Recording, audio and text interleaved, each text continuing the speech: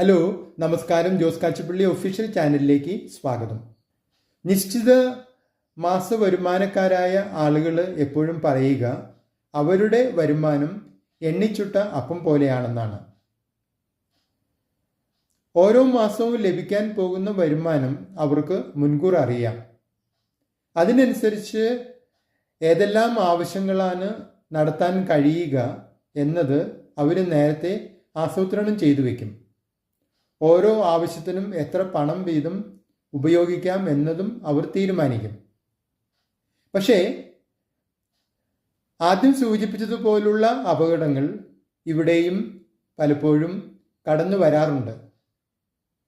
കാരണം ഏതെങ്കിലും ഒരു ആവശ്യത്തിന് നേരത്തെ കണക്ക് കൂട്ടിയതിൽ കൂടുതൽ പണം ആവശ്യമായി വന്നാലോ, അല്ലെങ്കിൽ പുതിയ ഒരു ആവശ്യം രംഗപ്രവേശം ചെയ്താലോ, ഉദാഹരണത്തിന് ഒരു മെഡിക്കൽ എമർജൻസിയോ മറ്റോ വന്നാലോ, അപ്പോൾ എണ്ണിച്ചുട്ട അപ്പം പോലെ കിട്ടിയ ആ മാസ വരുമാനം ഈ പുതിയ ആവശ്യത്തിനോ അല്ലെങ്കിൽ അധിക ആവശ്യങ്ങൾക്കോ മതിയാകാതെ അവർ ക്ലേശിക്കേണ്ടതായിട്ട് വരും.